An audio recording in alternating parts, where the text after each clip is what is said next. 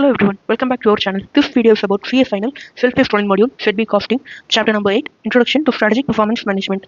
This video will be a complete theory session. This chapter contains only theory. We will be covering all the theory portion in this chapter, all the portion in this chapter, and we will also be solving all the questions in this chapter in this single video. Now let's get into the chapter. Before starting the chapter, one thing is that if you like this video, please subscribe to the channel and share this to your friends who are also preparing for Should Be Costing. This may be useful for them too. So also, you have to enable the notifications button to get the further notifications of the videos which you will be uploading in this channel. Now, as the name suggests, the chapter is about strategic performance management. What is the meaning of performance management? Performance meaning the performance of the company. Financial performance, you can take it, profitability or like that. Or if non-financial performance, what is the product quality of the company? Like that, you can take it in a non-financial manner also. Those performance, you have to manage it. You have to measure the performance. How much is the metrics? Like what is the sales number? What is the profit number? Or what is the product quality ranking among the industry? That is the measurement. Evaluation, you have to evaluate it. You have to try to improve it. That is the meaning of performance management. Measuring, evaluating and improving the performance. For that, we need a strategy. Strategy, according to the person Peter F. Drucker, meaning that you will have some organizational objectives. There will be an entire objective of the organization. As for achieving that only, we will all be working. For the achieving that, we will have a strategy. We will have a pattern of activities. What we have to do in a day-to-day manner to achieve that objectives. That will be the pattern of activities. That is the strategy. And then that pattern of activities should also include provision for changing as per the environmental changes. In the external environment, if any changes is occurring, we have to change our organization according to that. Only then we can survive in the long term. For achieving all this, we will have a pattern of activities that is called the strategy. How we are doing that activities, that is the strategy. The next thing is we have another person, Michael Porter. We already saw him in previous chapters. He has the theory of competitive position. Here, in his theory, the main thing is we have to attain competitive advantage. When compared to other firms in the industry, you have to have something unique. That will be your competitive advantage. The unique selling proposition because of which the customer will choose you over their competitor. For achieving that, you have to create a different set of activities and follow that. By that, you will deliver a unique mix of value. That unique value you are providing, that will be the competitive advantage. For achieving that, you have to prepare the strategy. This entire thing will be called a strategy as per Michael Porter. If the strategy is working or not, for that we have to do proper planning and proper control. Only then the strategy will work properly. The next thing is what is performance management. Now, performance management, according to that only, we will determine the organizational structure. Shortly, we will be seeing what are the different types of organizational structures we are having and what are the purpose of it, advantages, disadvantages, everything we will be seeing. For now, just to see that what is the type of the structure we need to adopt, that will be based on the performance management. We have to create responsibility center and manager. Responsibility center meaning that we have to keep a set of activities. For the set of activities, we have to assign the employees. We have to keep objectives for them. And then for the profit, investment, sales, everything generated from that particular unit, we have to set a responsibility. That responsibility center will be headed by a manager who will be called as responsibility manager. If there is any lack of performance in that unit, or for anything, if you want to know regarding that particular unit, the performance of that unit, you have to ask the manager. That manager is responsible for that particular unit. That is the meaning of responsibility center and manager. You are assigning a set of responsibilities to a person. The next thing is PM system. PM meaning that I have used the word PM to indicate performance management in short. PM system and yardsticks. You have to create a performance management system in which you will be periodically evaluating the performance using some measures or metrics that I have indicated using yardsticks. Review and correction. If there is any bad performance or you have to improve it, we will be using the system and doing that. Then we will be comparing goals and objectives where we should be reaching with the actual performance, what we are doing actually to reach that. We will be comparing these two, identifying the gaps and then projecting it, whether we will be able to reach it or not. This everything will be done under performance management. Linking strategy and performance management. What is the linkage between strategy and performance management? How they are both related? First thing is information. For collecting information about performance, I told already about the non-financial measures or financial measures. For profitability, sales and all, you need information. You have to collect the information. And for learning about the customer perception about us or the product quality ranking in the market industry, for that you need to conduct surveys and all. All of that is a process of collecting the information. So that information collection, it should be done by using an information system in the company. We should use computer technology. We should use separate management process and all. And for storage, retrieval, analysis, for everything we have to have a mechanism. Everything combined, it will be called as an information system, which we already saw in the first chapter. The next thing is yardsticks for performance management. The targets, the threshold limit above which have to be reached minimum by the manager. That we will be seeing by critical success factors and then key performance indicators. This meaning of these two terms we will be seeing later in this chapter. Critical success factors, you can take it as the areas which are important for the company, and then key performance indicator meaning that what is the performance of the company in that particular area, that we can measure using the metrics, the number which we are getting from the KPI. This is the basic understanding that is required as of now. The next thing is we have to use adapted balanced scorecard and performance pyramid. These are the persons who prepared this type of methodology. This model was prepared by these two people. Like that, we have given these two things. These two models, we have to use it for measuring the performance. These models will be studying in detail in the later chapters. Now the next thing is importance of interlinking. This linkage between strategy and performance management, why it is important. Historical focus of performance management. Earlier, performance management, they used to focus only on people management. They are managing the employees and getting the work done from them. Performance monitoring, just monitoring the sales thing. That's all about the historical focus of performance management. But nowadays, in a new age dynamic environment, we have to create appropriate strategies to ensure the long-term success of the organization. We have to succeed in long term. For that, we need certain tools. For that tools, we have to input some information. Only then we can get some conclusion. For that, we have to obtain reliable information. All this should be done in the performance management in the new age dynamic environment. The next thing is business integration using 7S and the value chain. Value chain is one concept which we saw already. We will be doing value chain analysis in this chapter. And then 7S concept, McKinsey's 7S. This is another concept which we will be studying in this chapter. How we will be using these two to perform business integration. That is what we are going to see here.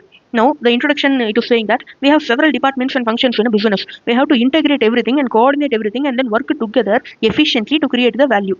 That is the main motive of the organization, creating value to the customer. In this business integration, how it is helping, we will be having some business objectives. For achieving that objectives, we will be implementing the strategies prepared. For implementing the strategies, day-to-day activities, we will be using the resources, scarce resources. We have only limited resources. We have to use that efficiently and implement the strategy and achieve the objectives. For that, we need to link 4 aspects. People, staff working in the organization, strategy, which was prepared by the top management, operations, which we are doing day by day, technology, how we can use technology in this process. If you link all this, it will be called as business integration. This we will be doing to solve the problem of sub-optimization. Sub-optimization is the means that when each and every aspect of this, technology is working separately, people are working separately, we don't have any linkage between them, they do not coordinate and all, then what will happen is that the human resource manager, the head of the people working in the organization, he will think in a particular manner which will give benefit only to the human resource department. But when you think about it, it may give a detrimental effect, it may cause issues for the organization in the long term. But the human resource manager will not think about it, he will think only about the benefit of this particular department. That is the meaning of sub-optimization. Sub-optimization meaning that you are working only for the good of your own department. By taking that decision, you will cause problem for the long-term growth of the organization, that you will not care about it. So that is the problem of sub-optimization. We have to take decisions comparing the overall structure of the company. We have to consider the overall effect on the entire company. So that is the problem of sub-optimization. The next thing is value chain analysis. The concept of value chain analysis we will be seeing. An example, they have given value chain of Apple. In the study material, they have given an entire case study about Apple's value chain. You can study it for understanding about the example. The next thing is how to use value chain for competitive advantage. We already saw in the first chapter that what is value chain. We will have primary activities, secondary activities, everything we will be having. The same thing they have explained in the study material. So I am not again explaining that. If you want detailed explanation for that particular concept value chain, you can go to the first chapter video for that. The next thing is how we can use that to obtain competitive advantage. That is what we are going to see here now. For that, we have to classify the activities first into value-added and non-value-added activities. When you are seeing the activities performed in an organization, we will have 2 kinds of activities. One will be value-added, second thing will be non-value-added. Value-added activities are those activities which are adding value to the customer. For example, processing, it will add value to the customer. Assembly of the spare parts, it will add value to the customer. But when you are taking non-valued activities, it is not of any use to the customer. Customer will not like us performing these activities. Example, multiple inspections, moving time, waiting time, downtime, this and all. For these activities, we are incurring the cost. But we have to collect that from the customer also. But these are not providing any utilization. It is not providing any use to the customer. So we have to eliminate the non-valued activities and we have to improve the value-added activities.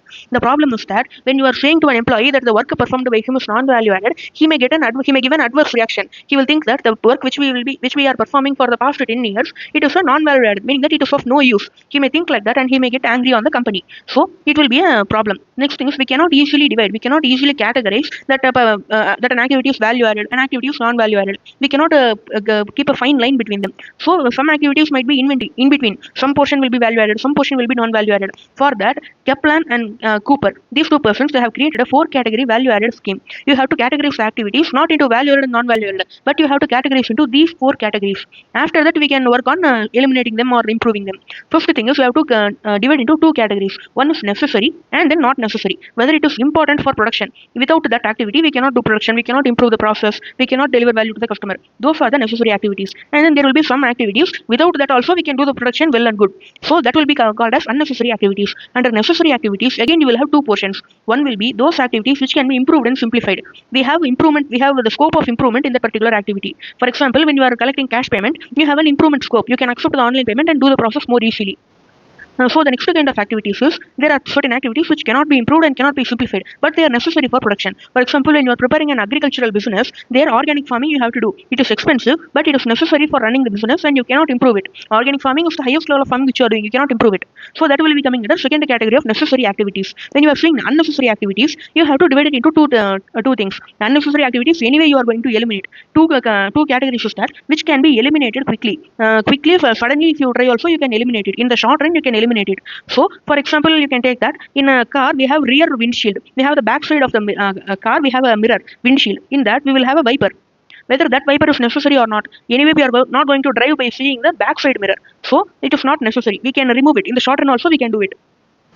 So that will come under the first category of unnecessary activities. And then the next category of unnecessary activities is that you cannot eliminate in the short run, but eventually, gradually you can reduce it and then eliminate it eventually. You will be not suddenly reducing it. You can reduce it over a period of time, and at the end of that period, you can eliminate it completely. Example, time spent on maintenance. If you suddenly stop the maintenance, the machine will be breaking down. It will be causing problems in the production. But when you are eventually eliminating it, you are trying to improve the process, you are improving the machinery, you are doing small modification to the machinery. Over a period of time, you can eliminate it.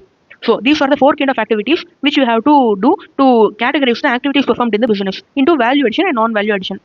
Now we have to do outsourcing also. Outsourcing meaning that, for example, we are running a company. We have a department for customer call complaint receiving. In that, we have to keep permanent employees. We have to give them salary. We have to keep the computer infrastructure and all. We have to do the repairs for the computer, maintenance of the computer, everything we have to do. But when you are outsourcing this, you are engaging a third-party organization who is the purpose of the third-party organization is only to maintain the call center. If you are giving that work to that person, he is already an expert in that. We need not maintain that extra computers, extra staff, extra cost, everything we need not bear. We have to just pay some amount to the outsourcing firm, and then they will do the work in a professional manner because they are expert in it. By that you can achieve the efficiency. What are the activities which you have to outsource to the third party firms? Non-value added activities that cannot be eliminated. There are some activities which you cannot eliminate, but they are non-value added. You can give it to them.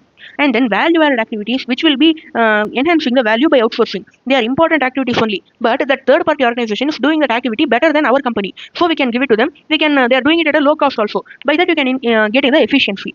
Easy comparison. By doing this analysis, you can compare it with the competitors. What are the activities done by them? That you can do comparison. Customer perspective. In customer perspective, you can treat the internal departments as customers. In transfer pricing also, there will be two or more departments who will be doing transaction between each other, sending and receiving goods. In that, if you see the purchasing department as a customer, you will be more customer oriented. You will be more value oriented. You will be focusing on the quality. So that will be a good thing for the company as a whole. The next point is you have to look at the big picture. Big picture, they are telling that we have an extended organization, including the supplier and customer. Our supplier, our raw material supplier, he will have a supplier. That also you have to include in the organization structure, and customer.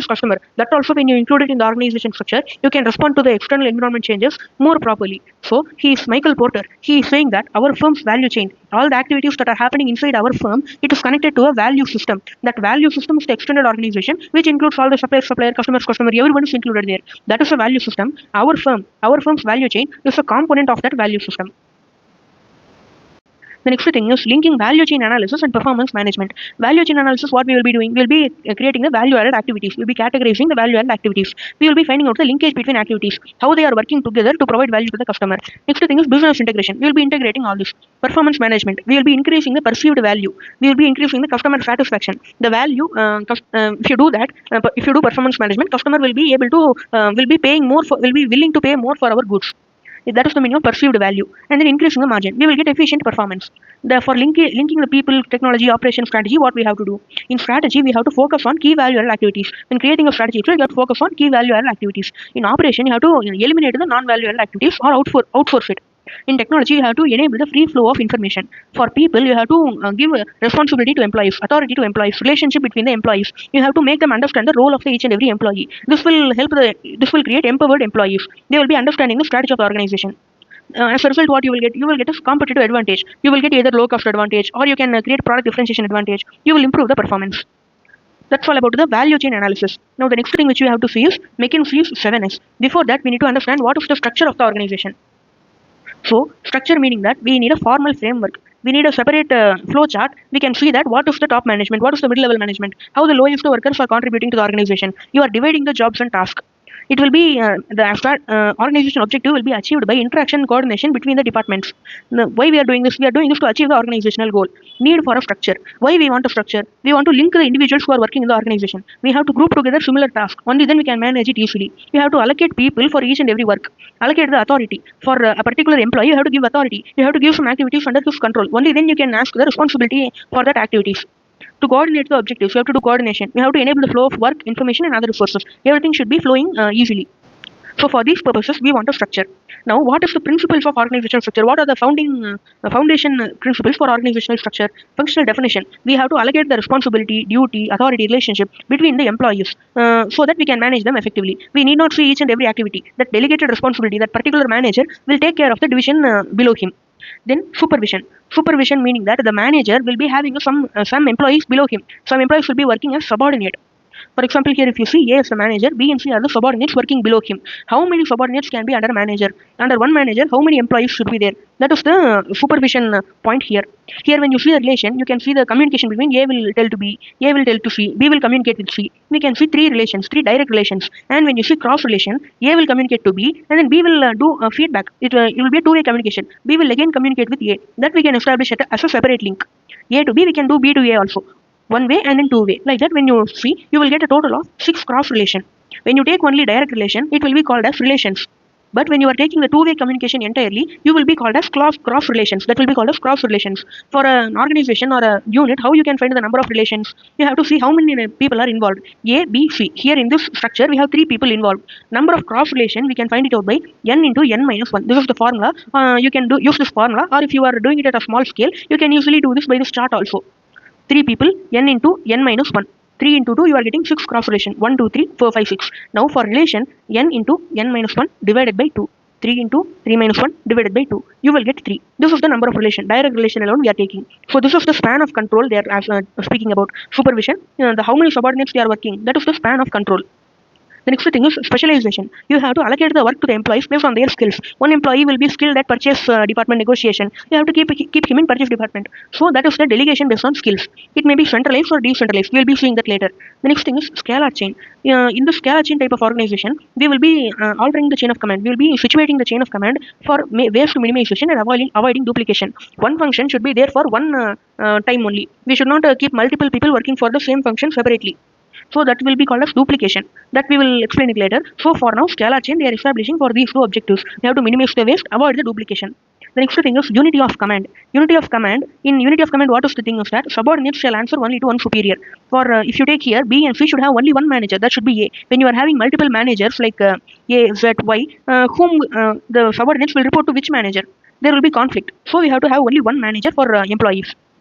Now we can see about centralized organization and decentralized organization. In centralized organization, it will be in a chain-like format. You will have a top management that will be in the center and all the teams will be spread out. For each and every team, the instruction will be given by the top management. They will give feedback about what is the work actually done. That is the meaning of centralized organization. But when you are having decentralized organization, you will have separate departmental heads. Under that departmental head, 3 employees will be working. Like that, you can have a department 3. And all these departmental managers together, they will report to the top management. So this is the decentralized organization. Here, many decisions will be taken by the divisional manager itself. Only the summary and then the important final result will be given to the top management. Most of the autonomy and independence will be there for the divisional manager. So the centralized organization, decisions taken at a central point. Benefits, you can easily coordinate, you can have better control. You will be thinking about the entire good for the entire company. Standardization you can do. Limitations, you will have low job satisfaction. The employees working under you will have low job satisfaction because you are not giving any authority to them, you are not giving any power to them. So they will not be that much happier. Low ability, you will not be able to managing them together. When you have a lot of teams, you will not be able to manage them together. You have to delegate the responsibility. Rigidity, this will be very rigid. Only the detailed instructions given that should be followed. In decentralized organization, talent and local knowledge. The divisional manager will be using his own knowledge. Power and authority will be given to him. Benefits is that the top management can focus only on important tasks. More flexibility will be there for the manager. He can do more things. He will have more power. High job satisfaction. When you are giving more power to the employees, they will have more satisfaction.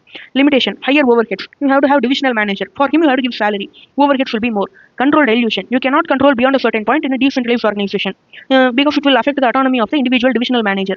The decision taken by divisional manager, it may lead to sub-optimization as we saw earlier. He may think only about the good of his own particular division. He will not think about the benefit for the company.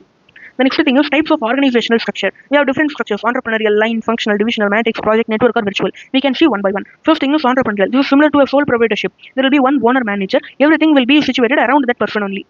The next thing is line organization. This is the diagram for a line organization. Here if you are seeing board of directors, this will be in a line format. It will be in a standing line format. You will have manager, and then you will have different below managers. After that you will have manager, foreman, supervisor, workman. It will be in a line organization. Responsibility.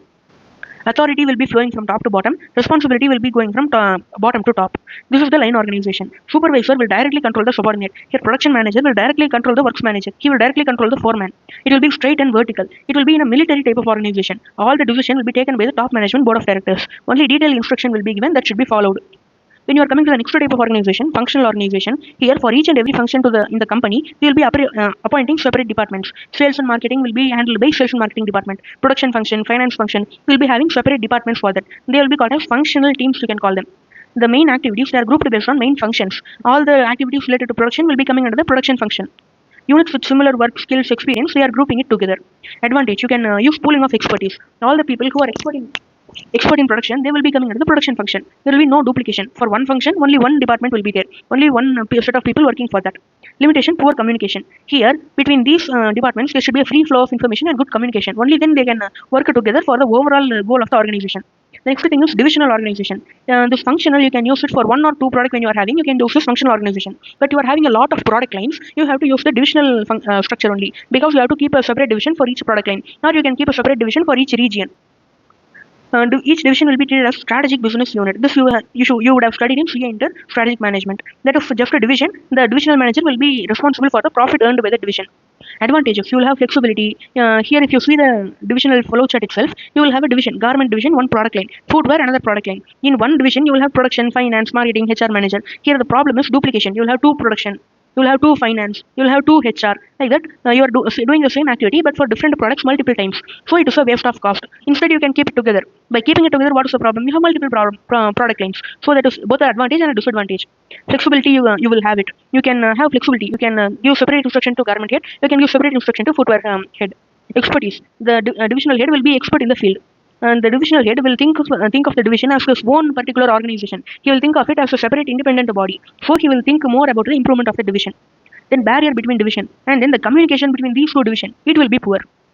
The next thing is matrix organization. In matrix organization, both functional and divisional will be there. For example, in a matrix, here you can see, this is the strong matrix organization. You will have functional managers for sales, for production, for marketing, like that you will have. Below that, staff will be working. The staff will be working for a particular project, and then in that they will be reporting to functional manager also, project manager also. Project means for this client, one project will be there, another client, another project will be there. The staff will be working for that project only. In that project, if the staff is working in sales function for that particular project, he will be reporting to the sales function manager. If he is working in the production function for that particular project, he will be reporting to the production functional manager. So this is the matrix organization. Two bosses. There will be two bosses. He has to report to functional manager also, and he has to report to the project manager also. Promotion, salary, everything will be as per the functional manager discretion only. Functional manager will decide the promotion and all. Functional and divisional manager, these two managers, they have to communicate periodically. And then when you are coming to a weak matrix structure, your functional manager will have more power. Functional manager will have more power. That is the weak matrix organization. Here it will be not proper, because when you are doing a project, the project manager will be answerable to the client. So he will be managing all the project. He should have more power. That is the meaning of strong matrix. Not even more power. He should have an equal power when you are taking functional manager. Functional manager should have equal power when compared to project manager. That is a strong matrix organization. When functional manager is having excessive power when compared to the project manager, it is called as a weak matrix structure. And then project organization, you will be having separate projects, people will be working under it. That is the meaning of project organization. Network or virtual organization. Here, in this type of organization, we will not be having any physical building and all. We will be having a network information system in which all the people will be connected. Supplier, distributor, employees working here, all the departments, HR, sales, production, everyone will be working remotely. They will not be working together in a particular building. We will be connecting everyone together through information technology. We will be conducting meetings online. We will be communicating online. We will be coordinating online. Everything will be done through virtual or network. We will not have any physical building. So that is the meaning of virtual or network organization. The next thing is, we saw everything about the structure. Now we can start the McKinsey 7S model. In McKinsey 7S framework, structure is a very important aspect. So we completed the structure fully, and then now we are diving into the McKinsey 7S framework. Now this 7S framework, the purpose of it, why we are having the 7S framework is that we are influencing the adaptability of the organization. If there is any external changes in the environment, we have to adapt according to it. For that, this model will help us. It is a consulting framework which will help us for changing the organization, organizational change. If we want to implement a new strategy, we have to help in merger acquisition, we have to bring a new change in organization. This will help us. In this, we can identify the weakness in the organization. What are the blind spots? We can identify it. It will be very interconnected. All these factors you see here, strategy, structure, skills, style, staff, systems, everything will be interconnected. It is a constellation and not a hierarchy. You can see here that they are not in a hierarchical structure, level 1, level 2, level 3, like that you are not having. Everything is interconnected. So it is a constellation of stars. You can take it like that. It will be similar to a constellation of stars. Here, why we are calling it 7S model? We are having 7 factors. Each and the name of each and every factor will start in S. The next thing, when you are seeing what are the factors involved here, you will have 2 types of factors. One is the hard S, another thing is the soft S. Hard S, we have 3 factors in hard S, 4 factors we have in soft S. What is the difference between hard S and soft S is that hard S, you can relatively easily you can change it. Strategy, structure and system, these aspects when you are seeing individually, it is fully under the control of the top management. What is the strategy of the top management? Decided by the top management only. What is the structure? Decided by the top management only. What is the system? Information system. It is decided by the top management only. So everything will be under the control of the top management. Whatever the top management is saying, that will become the strategy, structure and system of the company. But when you are coming to soft S, it will contain the style, staff, skills and shared values. For example, if you take staff also, if you want to make any changes in the staff, you have to convince the staff. Only then he will accept the change. If he does not accept, you cannot make the change. You have to convince the staff to accept the change. So it is relatively difficult to change the soft S. Hard S, fully controlled by the top management. It is easy to change. Soft S, you have to convince the people. You have to do more efforts to change the soft S. So that is the basic difference between hard S and soft S. So when we can see each and every element one by one. First thing we can see about strategy. When you are coming to strategy, we already saw it is a plan to achieve the goals using the scarce resources. For a good strategy, it will be clearly articulated. It will be clearly communicated. It will have long-term vision. It will show a strong mission. It will have visions and values. Vision meaning that we will be knowing where we will be in a span of 10 years, where you will be after 5 years, where you will be after 10 years. That will be there. It will be helping us to get a competitive advantage. That is the most important point in the good strategy. It will be helping us to achieve the advantage. Strategy, if you are thinking only about short-term time period, it will be a poor choice of strategy. It will be a wrong strategy. You should have long-term vision whenever you are creating a strategy. So in strategy, 2 important points are, it should be giving competitive advantage. It should be as per the long-term thinking. The next thing is structure, which we saw in detail just now. So we can skip it. The next thing is systems. System, it includes processes and daily activities which are done by employees. The day-to-day activities which are done by employees. That is the system. Information system will be the core. For a particular department, for example, if you take accounting department, accounting, you will have an information system, a software or a database where each and every information will be collected.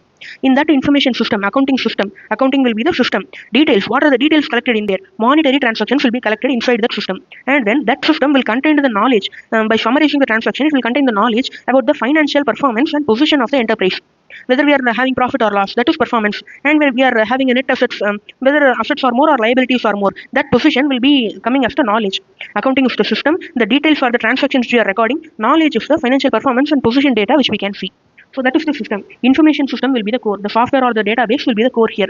All the activities will be centered around the information system only. For an efficient system, it should have knowledge management. We should be able to store the data. We should be able to retrieve the data. We should be able to analyze the data. Everything will be coming under management. Free flow of information should be there. Process chart should be there. The flow chart, which will be a standard process. How the process should happen ideally. That should be there. Sequence of activities should be done. That sequence should be maintained. Tools and techniques should be used. In systems, we'll be using analytics technology. This analytics and all we'll be doing for obtaining the knowledge. Data we are collecting. Knowledge we are getting only by analytics, only by arranging them in a profit and loss account, or we are arranging them in a balance sheet. We are getting the performance and position. We'll be using statistics, production and operation management. Everything will be using in the systems. The next thing is style. Style will include the informal rules and culture, the way of presenting the organization. We will have all the style of the management in the style section. Here, we would have studied in CA Inter, strategic management, about the styles of management. It may be behavioral. It may be as per the behavior of the employees. It may alter the behavior of the employees. Great man leadership we can have. Transformational we can have. Transformational meaning that he will bring new radical changes into the organization. He will transform the organization. Transactional meaning that leader will try to maintain the status. He will try to maintain the existing performance and all. He will not bring any extra new innovation and all. These are the types of leadership theories. This and all will be coming under the style of management. That will come under the style section. This transactional, transformational and all. This represents the culture. We have two types of culture: innovation culture, creativity culture, or else we have the normal traditional culture. In the traditional culture, we will be doing as per the tried and tested methods only. But in innovative culture, we will be taking more risks. We will be doing more things in a new manner. So that all will be coming under the culture and rules, informal rules. Some are autocratic, some will be based on the single leader. It will be like a dictatorship. Some are bureaucratic, some will have more number of process. Some are democratic, some will take into consideration the thinking of each and every employee. This you have to decide. The style of management you have to decide based on the life cycle stage and then the size of the organization.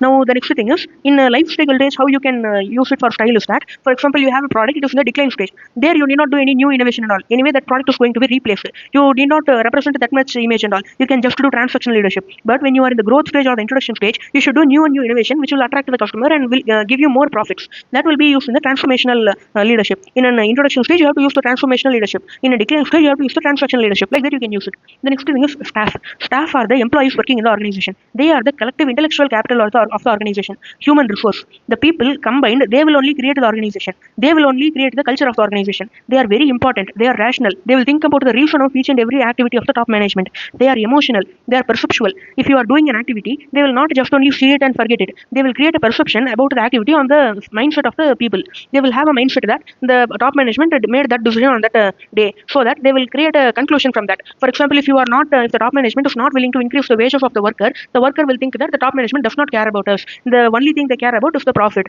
Like that, you are creating a mindset in the subconscious mind. That is the meaning of perception. What they are thinking in their mind about us. Why staff is important? For when you have a satisfied workforce, when the people are happy who are working in the organization, they will work more efficiently. It will affect the public perception. If the employees who are working, they are the brand ambassador. Whenever a talk comes about our company, the people working in our company, they have to either support the organization or they have to criticize the organization. If they support the organization, it will give us publicity. It will give us needless publicity, and it will be even without any payment also. They will work as brand ambassadors. Retraining and recruiting. If you fire an employee, bringing a person again to the same efficiency, same level to the employee who left, it will be expensive. You have to give training and all. Empowering staff. If you give proper awareness to the staff, they will be helping us to bring change into the organization. They will not resist if you are making any change. It may be a virtuous cycle or vicious cycle. If you are making good payment to the employees, you are doing good training and all, and then you are giving good motivation and all. As a return, what the employee will do, he will do more wonders. He will work properly for the company. He will give more performance. He will be more efficient. This will be a virtuous cycle. For that motivation, he will be working harder. And then when he works harder, you will again increase the payment. So it will be a virtuous cycle. But if you are not giving any payment, you are delaying the salary payment. And then you are not giving any training. So he will be working as per his existing knowledge. He will not know anything better. He will not have any motivation also. Since you are not giving money, you are not giving training, he will not know how to work. So it will be a vicious cycle which will reduce the profits of the company. In a first cycle, it will increase the profits of the company so that you will be able to give more salary from the new profits. Here in the second cycle, you will be getting low profits so that you will be reducing the salary even more. So that is the virtuous cycle or vicious cycle. The next thing is skills. Skills meaning that there will be a core competency for each and every organization. What is the thing the organization is good at? That is the core competency, unique thing which cannot be copied by the other competitors. Then you have to fill and find the skill gap. For using this core competency, is there any skill gap? You have to give training and all. You have to give the training if there is any skill gap. If it is a non-core skill, you can outsource it. For example, for hospital, core skills are diagnosing, nursing, surgery. This and all, you should be filling the skill gap if there is any. Next thing is shared values, guiding belief. Why the organization is there? What is the entire value among which centering which the strategy is built upon? This will be the value for all the departments, segment, and division. What is the overall good for which we are working? They are also called as superordinate goals. These are the goals which are beyond the each and every division, each and every segment, each and every aspect. This is the entire purpose, whole purpose for which you are working. The superordinate goal of an hospital is to save lives. By this example, you can understand what is the shared values or superordinate goals. How to use this 7S for business integration, how to link people, technology, everything using this 7S. You have to start with the shared values, whether the values are consistent with the hard S. Hard S meaning that strategy, structure, and then the systems. These three are the hard S. Whether the values are consistent with the hard S. The next thing is hard elements. Whether the hard S, strategy, structure, and system, whether they are working coordinatedly or not. That we have to check. And soft elements. Whether the soft S, staff, skill, style, whether they are supporting the hard S. Soft S, whether they are supporting each other. That also you have to see. Everything working as per the necessary objectives. Next thing is review changes. Whether you are making any changes, whether any changes is required, you have to make a change and analyze whether it is working properly. For that, you have to analyze whether any change is required or not first. So this will be the review changes first step. This will be time consuming. You have to do multiple iterations. You have to create multiple changes and do multiple analysis. Only then you can improve the process greatly. All the elements should pull in the same direction. Only then you can elevate the company to greater levels. So 7S model and performance management. 7S will help in properly aligning the 7S elements. For pulling the organization to the better way, you have to keep everything properly, and then they should pull in the right direction. Realign and integrate all the 7S. You can improve it and utilize it. You can create this frame. You can use this framework to bring all the things in a proper direction. The result will be improved performance. Where you have to check properly aligned or not. You have to realign the elements using gap analysis and change management. As a result, you will get the improved performance. For change management and gap analysis, they have given a concept insight in study material. If you want, you can go into that and read it. So this itself is very deep, so I don't think they'll be asking questions from that and all. So I am not covering it. The next thing is effect of organization structure, culture, strategy on performance. The structure we saw, culture we saw, strategy we saw. How that is affecting the performance that we are seeing now. Performance measurement. They are the tools and techniques used for performance management. They will affect the tools and techniques which are used. For new culture, new strategy, new structure and all, we may require new methods. For example, when you are using cost leadership strategy, you have to reduce on the focus on the low cost methodology. You have to check the return on investment, residual income, profit, sales and all you may need to check. But when quality is your most important, you want to become a unique quality leader, you have to use performance pyramid, balance the scorecard, flexibility, employee skills. This and all you have to focus to improve the non-financial quality. It is a non-financial measure. You have to use these measures for measuring that. When you are having a divisional organization, ROI may be useful, but RI may be misleading. This we saw in the chapter number 9. This RI versus ROI, residual income versus return on investment, we saw in chapter number 9. So in the practical source, we already saw that. That is why I am using the short form here. And this divisional organization, when division is an investment center, meaning that the division is responsible for all the investment, profit, sales, and the returns we are getting from the division. So structure, how it will affect functional or centralized. The central management will be there. It will be giving separate functions and delegations. Here, the data analysis will be done at the upper level. The data analyzing and decision taking, everything will be done at the upper level. Top management will give the directions. And then the data collection, for collecting the data for analysis, the raw material for management information system, the data will be collected at each and every functional level, lower level. And then feedback will be given downstream. After analyzing the data, the feedback, the extra things which should be implemented, that will be coming from top management to each and every function. When you are using divisional organization, decentralized organization, data will be collected at each and every division only. The analysis also will be done by the divisional level manager only. The manager will have more discretion, more autonomy, which we saw already. In the new age business environment, we want flexibility, innovation, adaptability and all. For that, we can use decentralized or divisional organization. It should be task-oriented and multidisciplinary. People from various skills, various expertise should be there. Next thing is influence of culture. Here only we saw two types of culture, predictable culture and innovative culture. Predictable culture, they will use only tried and tested method. Innovative culture, they will take more risk and they will use new methods and techniques. Classic example, they have given Japanese culture. You can Google more to find out more. The next thing is influence of strategy. In a new age market, we have to satisfy the customer. For that, we have to focus on quality, time, innovation. As per that, we have to create a strategy. The next thing is strategic performance issues in complex business structures. Now, nowadays, we need a complex business structure. Why we want a complex business structure? What is a complex business structure? Complex business structure is the one that relies on the relationship between external partners. Two or more organizations will be working together. That relationship is important. The features are diluted control. Since we are working together, control will not be with one particular person. Objectives will be shared, pooled resources. They will be connected virtually. Collaboration of culture interests. Different culture interest people should work together. Diverse environment will be there. For this structure, we want to have better performance and cost effectiveness. For that only we are creating this. When we are working together, we can have some synergy benefits and all. We can reduce the cost. This and all will be coming in a complex business structure. We have different types of structure here. Network organization, which we saw already, network structure. And in complex supply chain, multinational licensing, we will be seeing this one by one. This includes the virtual organization, as I said. Now, for complex business structure, what are the problems? Planning, controlling, and measuring two or more organizations, it is not easy. What are the problem coming is that establishing objectives, common objectives, we cannot set it because multiple organizations. We need to create goal congruence between them as a solution. They will have different approach to and attitude towards quality, control, risk, and all. We have to create a common minimum program and make everyone sign in it. Assigning accountability. They will not take responsibility because we are working together. It will result in finger pointing. We have to do clear communication and assignment of responsibilities. And lack of trust. We have to solve it by creating a climate of trust. We should change the management style. We should make the organization believe in each other. Only then they will share some sensitive information which will be used to enhance the organizations. Cultural conflict. We can redefine the shared value. We can create inclusiveness in the shared values. This will solve the cultural problem. The next thing is, for each and every separate organization, we are going to see what are the problems and what are the solutions. So, the next thing is, first type of complex business structure is strategic alliance. Here we will have arrangement between two or more businesses. It will be a mutual benefit project. We will have independence for each and every organization. Just we are working together. Here the problem is we will not be able to collect information because confidential information all they will not share. In case of joint venture, next type of organization, two or more parties are creating a single enterprise. They are creating a separate company. In that company, they will have shares. 50% will be of company A, 50% will be of company B. They will share the profit, share the risk for the business operating. In types of joint venture, we can have project-based joint venture, vertical joint venture, horizontal joint venture, functional joint venture. Here, assigning accountability for performance is difficult. We cannot easily say that this person is responsible for performance. And then distribution of resources is also difficult. The next thing is, in case of multinational companies, it will have subsidiaries for operations in multiple countries. The problems are coordination will be difficult. Exchange rate fluctuation, we have changes in taxation, we have to cope up. Foreign trade policy also it will be changing, and then we will have different culture, language, notion, legal framework, currency, time zone, convention. We have to coordinate all this and then work together. This is difficult without having a common information system, common systems and all. Measuring and reporting is difficult without that. The next thing is, when you are having a complex supply chain, meaning that you will have a network of enterprises from the raw material supplier till the end consumer. They are connected to each other. The sole purpose is to create a product and deliver it to the customer. What are the problem? Logistic barrier, communication barrier, incompatible technology. So, what is the problem? That no trust and inefficiency are there. If there, solution, we should work together to solve this. There should be a free flow of information. This is an essential aspect when we are seeing the supply chain partnership and all. We would have already seen in previous chapters about supply chain partnership and all. There is also this problem only discussed. The next thing is, in case of virtual organization, there will be no physical building. They will be remotely working, connected by IT. Collecting data is difficult. In all this business structure, collecting data is difficult. That is the main problem. For solving that, we can have a complex information system. We can create it and then we can use it for connecting all the people. This will create a free flow of information. So I have given the details relating to that here, so you can read it. The next thing is behavioral aspect. We have to see the behavior of the people working in the organization. All the people, when they perform together, that will be the sum of organization performance. So we have to change the behavior of the people working there. For that, we have three things. Accountability. First thing is accountability. The humans, when we are keeping them accountable, we are asking them responsibility. For each and every action they are doing, we are asking responsibility. Asking them to take the responsibility. They will try to be more conscious and they will give better performance in that situation.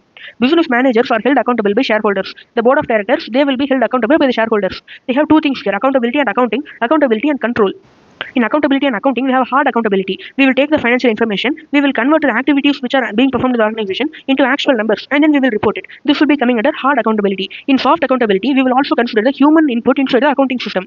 In accountability and control, we have three things. Behavioral control. We have to make sure that only desired action, only planned actions are done in the organization. Personal and cultural control, we should ensure that the person doing the job, he should have the required skills, he should be having a proper environment for doing the activity. And then reporting control, we should think that, we should ensure that the outcome, the profit or loss which we are getting, whether we are measuring it fairly, proper profit or loss, accurate number we are getting or not, that we have to see. That is the accountability and control.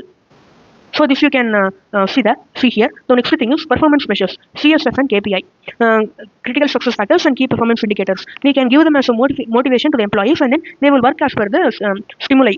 Stimuli meaning that they will be enhancing the performance. They will be inducing the people to work more. This will influence the performance. You will be seeing more about CSF and KPI in the upcoming chapter.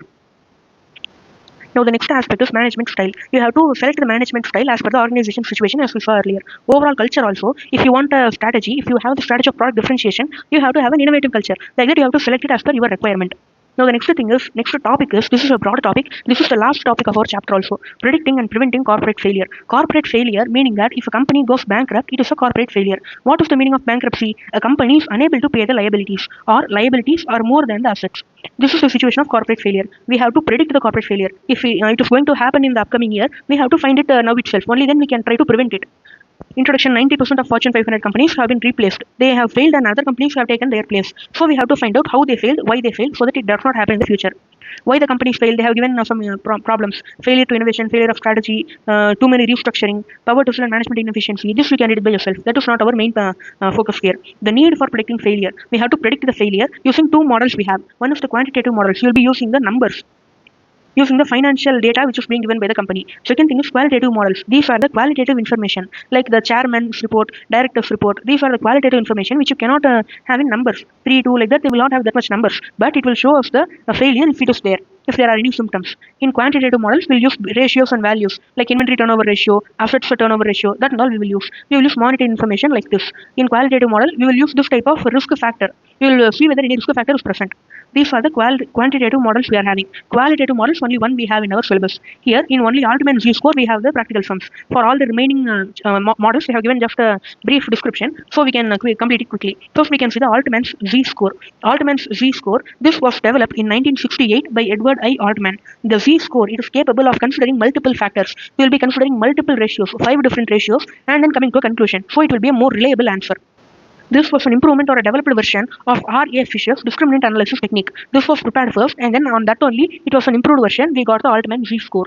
We have Z-score for many categories: publicly held manufacturing firms which are listed, and then we have for private firms, and we have for non-manufacturing firms in developed markets and emerging markets. Here, the thing important is we have only one category which is important, which is publicly held manufacturing firms. Remaining are the not that much important. We will get practical questions only from publicly held manufacturing firms, I think so. I don't think we will get practical questions from other concepts, other categories and all. So first we can focus on publicly held manufacturing firms. Here, as we saw, we will compute a number called Z-score. Since this is a quantitative model, we will get the answer in number and we will use numbers also. We are taking 5 different ratios. Here you can see working capital by total assets, retained earnings by total assets, EBIT by total assets, market value of equity by total liabilities, sales by total assets. We are taking 5 different ratios. We are giving importance to each and every ratio. For example, EBIT is very, very important.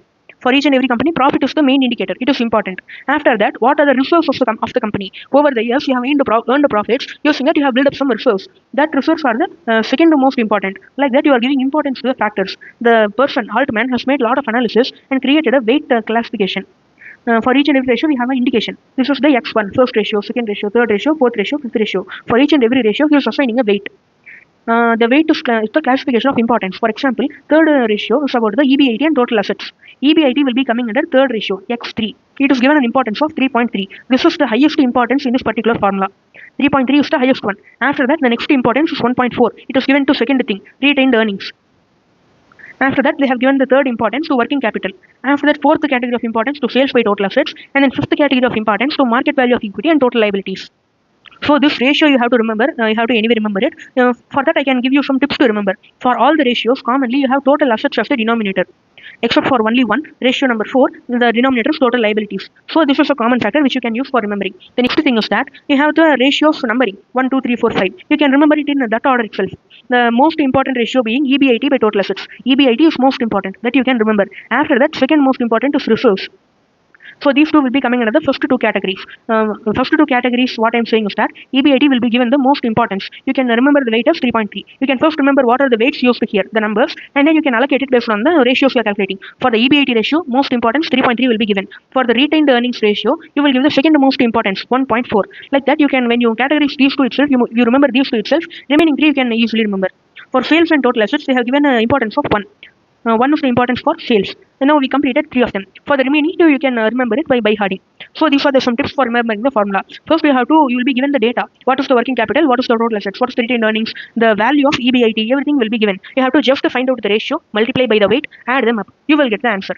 So they have given classification also. The Z-score you are getting, the final answer you are getting, if that answer is less than 1.81, the company is in distress. It is a bad thing. They are in danger. They will be possibly heading towards bankruptcy. When you are in this range, 1.81 to 2.99, you will be in a gray area. Here, you need further investigation. Currently, you are not in the danger phase, but you need to investigate why this is low. When you are having the score more than 2.99, it is a safe area. You are financially sound. You will not go bankrupt. So this is the interpretation of the Z-score. So this formula you have to remember, this ratios you have to remember, the data will be given. Here, if you can see, we have given the example. From the slide only we have taken, we have a company, we have the market value of equity we have, which will be using in a ratio. We have the total assets. They have given the working capital amount, EBIT amount, everything they have given. We have to just find out the ratios. Here, they have found out the ratios just by inputting the numbers. We already have the formulas. You are inputting the numbers, finding out the ratios, and then assigning the weights to them, multiplying them using the weight. Then you are getting the Z-score 11.097. Here, what you have to remember in the Z-score is that you have to remember the formula. This formula you have to remember. This ratios you have to remember. You have to assign the weight to the formula. For each and every ratio, you have to assign the weight. That weight also you have to remember properly. And then this tabular column is important. You have to see the tabular column. They may ask you what is the Z-score and what is the zone of discrimination. They may ask you. You have to select the option. So these are the important points which you have to remember in this model. So that's all about the Altman Z-score. Now they have also given the same format. For private firms also, we have a formula. We have separate weights. The same ratio they are using, x1, x2, x3, x4, x5. But here, since this is a private firm, we will not have the market value of equity. So we are using the book value of equity. Like that, we have separate formula also. And then for non-manufacturing firms also, we have for emerging market and developed market, we have it. But for private firms, this is not that much reliable. Because for publicly held manufacturing firms, he had taken a larger sample size, taken more data for developing the formula. So it will be accurate. But when you are having for private firms, the person who developed it, Altman, he did not get that much sample. He used only a secondary sample. So it is not that much reliable. I don't think they will ask this in the exam also. Just you can remember the formula, everything for publicly held manufacturing firms properly. That will be enough for solving the exam, according to me.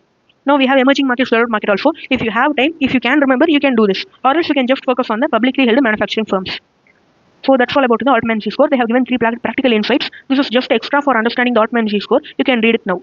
Or else, that's all. I'm not covering this. Now we will be going to the next concept.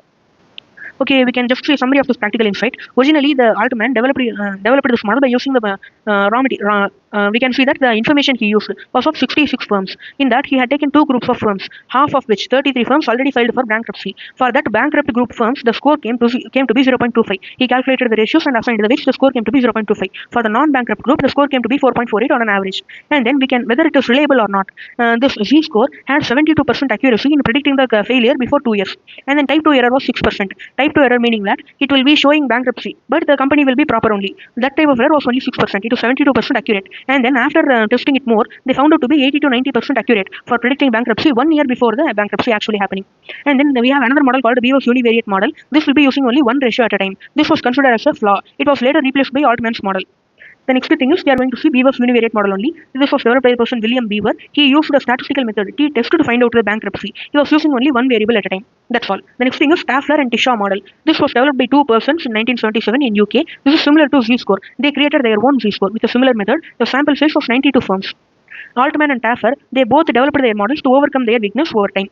Tafler, he adapted the Z-score technique to develop PAS, Performance Analysis Score, that we will be seeing below. Next thing is Zeta model. Zeta model is a bankruptcy classification model, same purpose only. It will be using discriminant analysis and sample of firms. This covered a period of 1969 to 1975.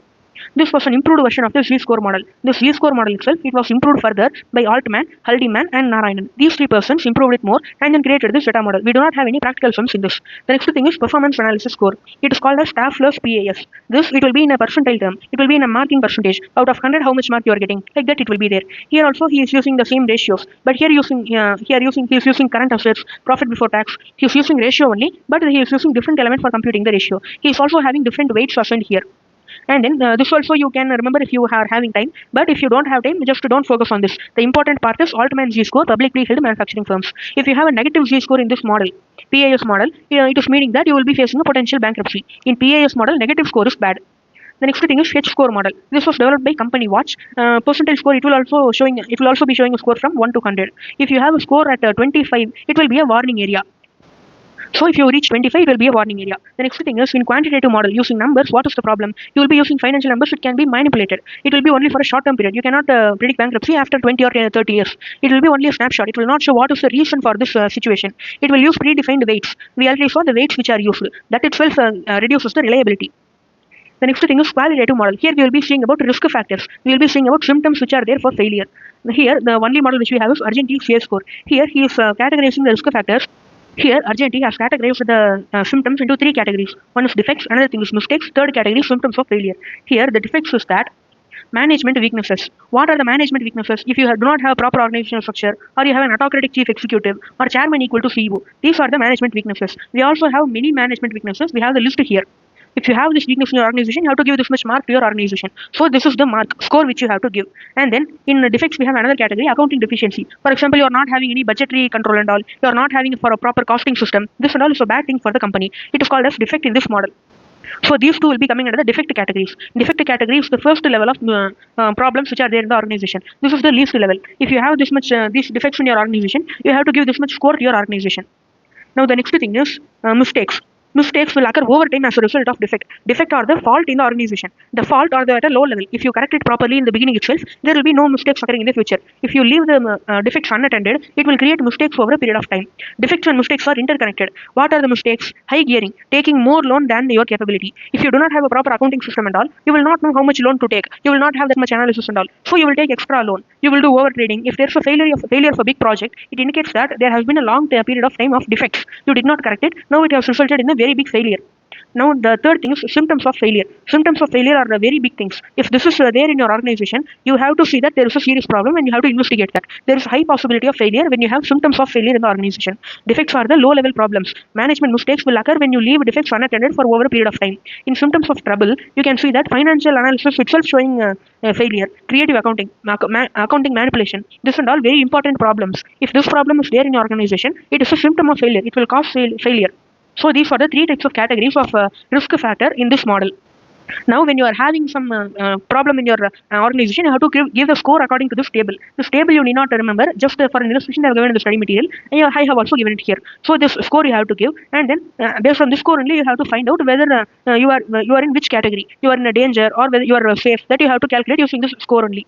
The maximum score is when you calculate for all the categories. Even if you have all the defects in this list, for a total of group A defects, you will have only 43 mark in total. Even if you have all the defect in group B, the total mark is 45. Even if you have all the defects, mistakes given in group B, even if you have all the symptoms of failure, the total marks given for that group is 12. So the total maximum marks that can be allotted, maximum score that can be allotted is 43, 45, 12, totaling to be 100. But the maximum acceptable score, these are the defects, mistakes, and symptoms of trouble. This should be low. There should not be any problem in our organization. These are the list of problems. We should avoid this problem to be existing in our organization. In group A, defects, maximum score of 10 is allowed. If you have 11, it is a problem. In mistakes, the maximum score of 15 is allowed. If you have 16, it is a problem. When you are seeing to group C, symptoms of failure, this is a very big problem. You should not have big problems in your organization. So if you have this more than 0, there is a big problem in your organization. And in total also, if the score should not go above 25. Individually also, if it is below the threshold limit, this is the limit. If individually it is below the limit, but totally it is going above 25, then also there is a problem. So here group A, if it is going more than 10, group B it is going more than 15, group C it is going more than 0, total going more than 25. If any one of this is happening, it is a risk for the organization. If any one of this happens, it is a risk. Here is the practical question which they will be asking for you. They will be giving a situation where in defects you will have 10 score, mistakes you will have 15 score, symptoms of trouble 0, overall also 25. Here you will be ranking that organization as a healthy organization. The threshold limit should be breached. You should have more than this limit. If you have 11, problem. If you have 10, it is not a problem. If you have 16, it is a problem. 15, up to 15, no problem. If you have 1, it is a problem. If you have 0, no problem. If you have 26, it is a problem. If you have 25, no problem. So that is the thing here. Here you are having 2, no problem. 15, no problem. 0, no problem. Total score is 17, no problem. Here you are having 10, maximum allowed 10. 15, maximum allowed 15. 4 you are having. Here the maximum allowed is 0. This is more than 0. So it is a risky firm. Like that you have to categorize. So this is the practical question possible in this concept. And then they are also giving about the disadvantages of this concept. There is subjectivity involved. So it will reduce the reliability. Some people will give more scores, some people will not follow this table. That all is there. Obtaining non-financial information is difficult. Input information will be accurate. Only then the output information will be accurate. This will tell the root cause, but it will not tell the solution for the problem. Then preventing corporate failure, we have to take corrective action. We have to identify the root cause and eliminate it. You can also use external expertise for this purpose. The next thing is, if you point out a mistake in the organization, the manager should accept it. That is also another problem. And then you have to take action based on the situation. You have to have effective management system and internal control for doing all of this. That's all about the urgent ECS score and all the concepts relating to the predicting and preventing corporate failure. We have completed all the concepts in this chapter. Now we can move to the questions. Now we can see the technology MCQs here. Here the first MCQ is that they are saying that we have McKinsey 7S framework, we have the hard Fs which are easy to change. Which of this is not a hard F they are asking? Strategy, structure, system, 3 are hard Fs. Style is not a hard F. The next question is business integration, which is not which is the missing element they are asking. They have given 4 elements of business integration. They have given 3 in question: people, organization, strategy. The missing one is technology. Now we can move to the next question. In this, they are telling that we have 2 companies, A Motors and A Steels. Both are in a single line of production. A Steels will be giving the steel. Using that, A Motor will manufacture the motor. Here, A Motor is manufacturing a new type of motor. For that, they want a particular type of steel. They are going to the factory of the steel. They are going to the steel factory and telling that the specification, we want this kind of steel for our production. They are telling that, and then for ensuring whether the quality is implemented or not, they are keeping an engineer in that steel plant itself. They are leaving an engineer and going. That engineer will ensure that the steel is as per the specification. Here, what is the concept they are asking? What is the concept here? Value chain is the activities performed inside the organization. Here we are having 2 organizations. One is the raw material supplier, another thing is the processor. Like raw material supplier is the steel plant. Raw material processor is the motor plant. They are using it to prepare the motor. Here we have an extended organization. Supplier, customer. That kind of concept is coming here. So value system will be the answer. Anyway, we do not have value specification and value set in our syllabus. We do not have that kind of terms. Now we can move to the next question. The MCQ 4, here they are telling that we have a company, Jim Jam Limited, the newly appointed top brass, meaning that they are telling a newly appointed top management is there. They have given the local managers greater autonomy for decision making with an intent to improve the performance. Their intention is to improve the performance. They have given greater autonomy to the small manager. For that, they have and also they have introduced a lot of changes in the recent past, because in past decisions are made at a corporate level. Earlier, decision used to be made at a corporate level. They used a centralized management technique. Local managers only execute them. There is not much power in the hands of the local managers. Hence, despite power vested to the local manager, they did not exercise authority. Resultantly, changes that were introduced failed to create any yield. And then nowadays they are giving the power to the local manager, but that manager did not exercise the authority properly, because as a result of that, it did not, the recent changes did not create any impact. What is the element affected here? What is the problem? In which element we have the problem? They are asking the structure of the problem. Earlier they had a centralized system that worked properly, but now they have given more autonomy to the divisional manager or local manager, so they have moved to decentralized. There is no discussion about shared value strategy system and all. So structure is the point here. Answer is the C option. The next question is question number 5, which is not a limitation of complex business structure. Disagreement of objective, establishing objectives is difficult. Cultural conflict will be there. Lack of information will be there. Information is the main problem. Legal aspect will not be a common problem, because legal aspect is given as a point of problem. Legal framework only in case of multinational companies. But when you are taking complex business structure in common, you cannot take that as a problem. So this will be the answer. This is not a limitation in common for complex business structure. The next thing is, which is not a category of control mechanism they are asking. Behavioral control we have, reporting control we have, cultural control we have, but physical control we are not having that kind of category. That is the answer. Next thing is, based upon the Z score, different zones we have. Distress, grey, safe, which is not a zone. Warning is not a separate zone. We do not have that kind of classification. That name we are not having. In MCQ number 8, they have given that it is a private company. Now we can see MCQ number 8. Here we have a company, Skyway Airline Limited. It is an international carrier. It took many loans to finance the merger and acquisition deals, but now it is having a working capital crisis. The CEO, he is doing the ultimate Z-score test. The Z-score came out to be 1.6. They are asking what is the zone in which the company is there. Here they are not manufacturing, whether it is a publicly held manufacturing firm or not. Here they have taken an assumption that it is a non-manufacturing firm. It is an international carrier only they have given. So they are assuming that it is a non-manufacturing firm. So they are using the appropriate table for ultimate Z-score. The table they are using, and then when you are seeing it is coming in the gray zone. 1.6 is the score here, and it is coming in this interval, so it is a gray zone. Here in questions they have given the option gray zone is in B option, so B is the answer. The next question is question number 9, which is wrong about the Argentine CS score. Mistakes and defects are not interrelated. This is wrong. Mistakes and defects are interrelated. Threshold is kept at 45. No, 25 is the correct thing. There are 3 underlying groups: mistakes, defects, and symptoms of failure. This is correct. First and second are wrong. So both 1 and 2 are wrong. Answer is C. The next question is 10th question. This I am not solving. I have already told how this is happening. If you have anything more than threshold limit, either total or individually, then that is a risky firm. Here we have to find out the healthy firms, that you can find out whether you can check whether the total is breaching the threshold individually or in total. So the next thing is 11th question. We have this kind of performance measure. 4 types of measure they are giving. A cruise line operates on a national scale in a very competitive marketplace. In view of this information, which of the measures should be used by the company in evaluation of manager? What is the measure to be used? It is operating in a very competitive environment. Here they have given the answer with the assumption that since it is a very competitive marketplace, we have to have a competitive advantage. For a competitive advantage, we want all the 4 measures. So D is the answer. That kind of assumption they have taken. There is not that much clear indication about competitive advantage. We have to think like that and all. So this question you have to treat it as an exception and see it once. Now the next thing is we have a case split MCQ. We have a case situation. Here you have a company NAL, Nova Automobile Limited. They are a manufacturer of bike and they are specializing in eco-friendly bikes using electric batteries and CNG. Here they are having a good reputation for the quality and dependability. They are making significant investment in hybrid engine, and then they are trying to expand the market to other countries. The majority of shares in the company are held by 2 venture capital firms. So it is a joint venture. Now, first question what they are asking, which of the following plan will help to expand the market without using any resources, without sparing any resources, without utilizing any resources. In the contrary, it will be generating cash flows. You can use licensing. So that is the answer here. Joint venture is already done. Strategic alliance, setting a plant, it will require investment in those countries. You need in cash inflow without investing amount. So you can use licensing. You can give license and then you can give it as a franchise agreement. You can use a royalty agreement and all. The next question is, brand is a big resource for competitive advantage. They do not want to compromise with the quality, and then they wanted to have control over the quality, but they should also have the independence. So which form is best they are asking. Here they want to be independent. So strategic alliance is the most suitable thing. Here this is a mutual benefit partnership, and both of the companies will retain the independence. So this is the main thing here. So that is the most appropriate option. Now they are continuing the question. The company's board of directors is considering a joint venture with another country's AAL company. In that country, they have a lot of demand for the environmental friendly bikes. The other company, new company, it is not currently producing hybrid bikes, but it is having excess capacity in the factory. The other company, new company, is interested in the proposal because